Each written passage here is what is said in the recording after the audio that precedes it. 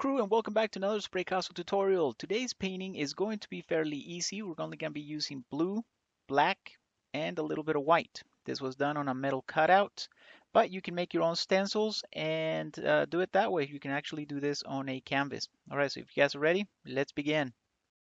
The name of this painting is Deer Cove. As you can see, this is just a metal cutout that we're going to be using. I actually have the stencil for this posted up on my Facebook, and I'll post it up here on YouTube as well. So if you guys want to give this a try, you can print it out, cut out your own stencil. We're beginning with a light blue. This is going to be our light source as well. This is going to be a distant light source in the background. I'm going to use a little bit of black. If you have the Spraycasso tool, use that. I'm going to use the soft tip brush. This is a 1-inch brush. Make sure you clean your brushes when you do this. They're really easy to clean. Just going to tap into some black. And I'm going to create the terrain. I want to make sure I have a good reference of where my land is. So I'm just going to add some random rocks here. Now, this is what I like about using the soft tip tools. You see those rocky, if I really wanted to concentrate on creating really rocky terrain, this is the way to do it. Just going to tap into some more black here. I'm going to continue this up here. Yeah, just like that. It almost looks like the nose of the deer. You guys see that? So that could be a really cool technique to experiment with and actually create the lines, the highlights of the deer. Just going to use a little bit of blue here, spray, so that I can add another layer of terrain closer to us. So you want to have a little bit of that fading effect into the previous layer. Maybe a little bit here. All right. I'm going to use our sea sponge. So I want to, now that I have a good layout of where my terrain is, I'm going to spray a little bit more black. I'm going to tap into some black with my sea sponge. As you can tell, you don't need a whole lot. Just a little bit will do. I'm going to start creating the tree leaves. It's going to be off in the background. Tap into some more here. Creating the tree leaves is really easy. It's a really easy technique because you just go back and forth. Notice how I'm going from the left to the right, and I kind of jump around from the painting. Well, the reason I do this is it kind of helps me balance the painting. It makes me realize, okay, I want to add some more here. Perhaps I have some on the left side here, and it helps me personally keep a balance of the painting. But experiment with this. Know that I'm going to try and fade these out in the background. So even though right now they're a silhouette layer, meaning they're just black, I'm going to add some highlights and just kind of fade it in. Now, I'm going to use a baby size Spraycasso funnel. Now, I do have tutorials on how to create this, so if you guys want to go to my YouTube page, there's definitely a couple of tutorials on how to create this. We added a little bit of black, and we're just creating a silhouette layer of some trees. I'm just putting them in random places. Okay. Now remember, the closer the tree is to us, the bigger it is. I'm just going to create some branches here in the background. Right now, I'm connecting them to some of the tree leaves that we added earlier. Like that. Maybe come in. And you're going to want to do this throughout your painting. Notice we just went ahead and added a few more extra finer details. Now I'm going to go with our sea sponge, and I'm going to start adding grass strands. Yep, you guys know I love creating grass. It's a lot of fun. It's just quick strokes upward. And I'm going to add it in several places throughout our rocks too. Now, notice how I'm switching from the grass strand technique to tree leaves. Now I'm doing some of these a little more distant tree leaves. They're not as dark as the original layer that we added, but they're still noticeable. Now, notice how I go from left to right. And then, as I said earlier, you go from the grass strand technique, you jump to the trees. You want to do whatever it takes in order for you to keep balance in the painting. So wherever you see spots, there's really not one way to do it. I can't just say, okay, just concentrate on land and then just concentrate on trees. And you'll see a lot of artists do this, like in a circular motion, where they go throughout the painting. Right? I'm just doing the same thing here on the very bottom. Now notice also that I make sure with the same sponge, I add those horizontal lines. Those are going to be pretty noticeable on the ground. You can also use this technique to add highlights to the ground. Okay, I'm going to continue with the grass. Tap, tap, tap, tap, tap, tap, tap. Now, if it helps, make sound effects. Hey, I'm the first one to say that. You know, about a year ago, one of my friends contacted me through Facebook and he said, you know what, dude, doggone it. I used to make fun of you because you'd make the sound effects, but I catch myself doing it now. You know what? I think it's a psychological thing. I think when you're going tap, tap, tap, tap, tap, grass strand, highlight, highlight, you know, it just solidifies in a verbal way what you're doing. So don't be afraid to do that. Okay, I'm just going to add a little more white here on the sides. This is very similar to the dream technique. You guys remember the dream technique? It is an intermediate level technique that we used in the very beginning. And that gives you a focus point. So notice how the highlights kind of stand out a lot more because we added that black on the side. Now here, I got a magazine sheet, put it right on top of my palette there. New sea sponge. This prevents color contamination. Now, yeah, you can clean it. You can use some cleaners and everything. I use magazine sheets, guys. They're cheap. They're very easy to use, very easy to find. Once you're done with them, you just crumble them up, throw them in your trash. Okay, now notice what I did here. I added some highlight colors, and there was too much paint, so I went ahead and I just kind of dabbed onto the side of the painting. Took some of that extra excess paint off, and I'm working on the highlights. This is going to be the distant highlights. Now you also want to overlap some of your silhouette layer trees. So whether it's the trees or the tree leaves, you want to overlap them with your light blue. Now notice what I do. I tap outside the painting before tapping into the painting. You don't want to have a blob of paint. It's a way of practicing before you actually get onto the painting. Now notice what I did here. I jumped from the tree leaves to the grass to some of the rocks. Now notice the vertical motion, the horizontal motion I mean. A little bit left and right. Tap, tap, tap.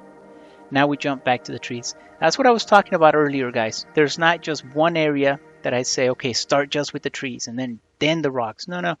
Work in a circular motion. I'm back to the tree leaves.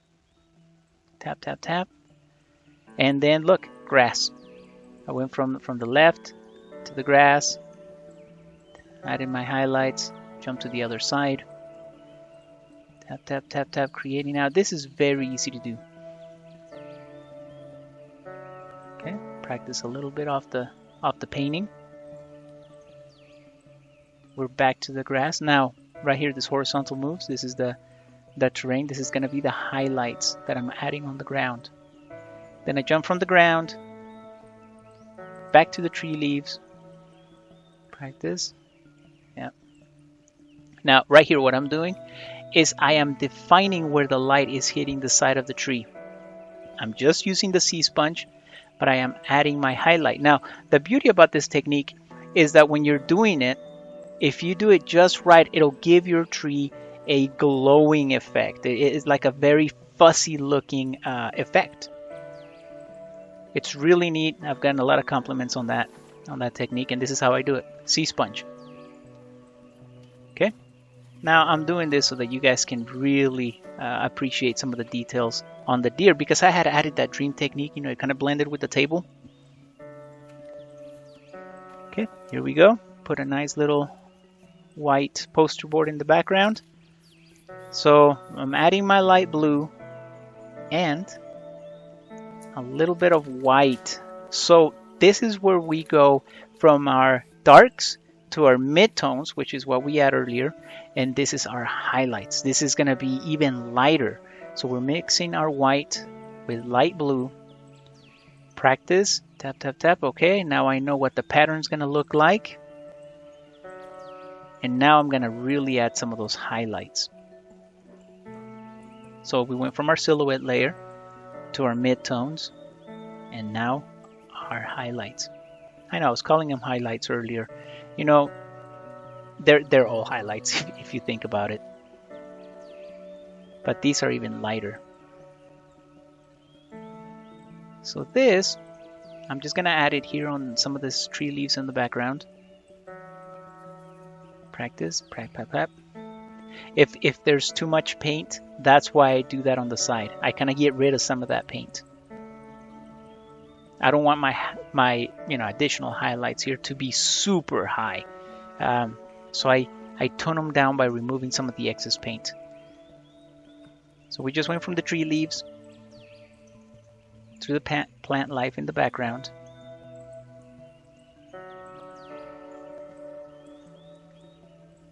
Back to tree leaves.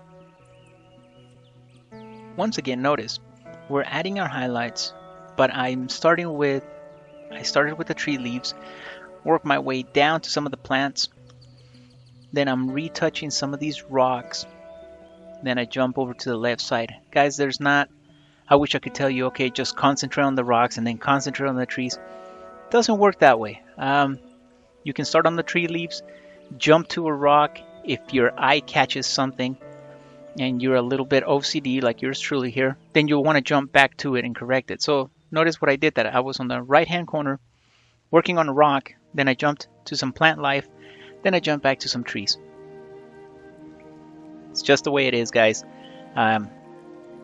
There's really not one rule that says, okay, you have to concentrate on the tree leaves and then concentrate on the trees. Jump around. I usually kind of work in a circular manner. I work from the light source. In this case, we haven't really worked on the light source, but I have a really good idea what the light source is, and that is in between the antlers. So I have that concept in mind, and that is what's guiding me to add these additional highlights. Now, notice what I'm doing here on the tree trunks. I am doing the same thing we did earlier, except with the lighter color now. Now, if you do this just right, and you want to give the effect of light bouncing off the trees, it creates a really fuzzy looking effect if you really kind of concentrate on that area. So if you want to have the effect like light is hitting it, this is what you want to do. This is something that I've been asked a lot. How do you do your highlights? So, your lights look like they're just bouncing off this rock. Sea sponge, and I work on the edges.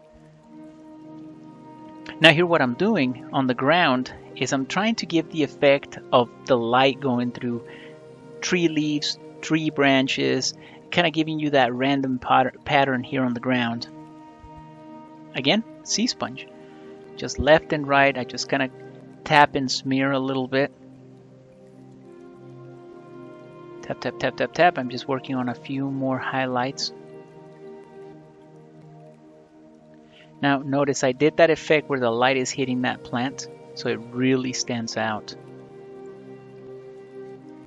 Right here. We're going to do the same. Very gently. Go through it. Add the light. Now you can really kind of concentrate and use a straight edge and kind of help you with that. But because this is a small media that we're using, I didn't want to overpower it with too much white. So I'm using the sea sponge to do this.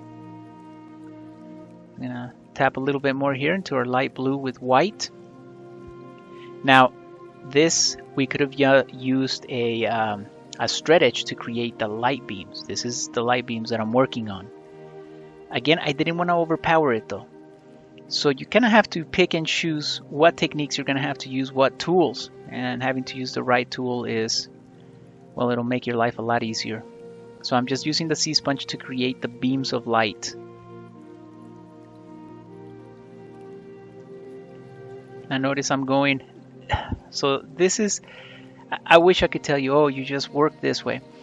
On one end, on the right side, I'm going from the light source towards the edges of the painting.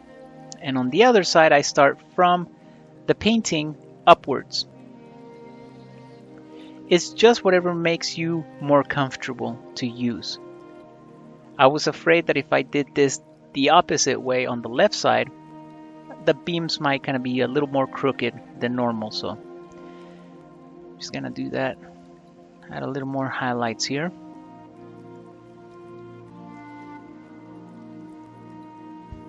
Okay. Now I'm using a paint marker, and I went ahead and just created the outline of a deer. And before you guys ask, did I have a reference? Yeah, I actually got on Google, looked up deer, kind of took a look at one deer that was kind of posing the way that I liked. I mean, I thought, yeah, this would be a good pose for the painting. I created the outline first, and now I'm filling it in. Could I have done this from memory? Yeah, sure, maybe, but I didn't want to risk it. I didn't want it to look like a dog standing there with antlers. So, guys, don't be afraid to do research. Go in, see, make sure. Okay, I got this. You know, I know what a deer looks like. I didn't want it to look like a dog. So I'm just filling it in. I'm gonna use my sea sponge and do the same thing, the same technique that we did on our rocks and on our trees, and kind of do the outline of it so it looks like it's glowing. But that'll come once I'm done and once this is dry. Now, another thing is you want to make sure your painting is dry before you do this.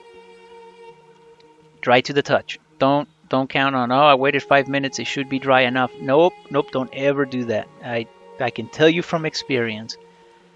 There'll be spots that may still be wet, so make sure it's dry to the touch and add your outline. Alright, with that, we conclude today's tutorial, crew. This was a lot of fun making it. I hope you guys enjoyed it.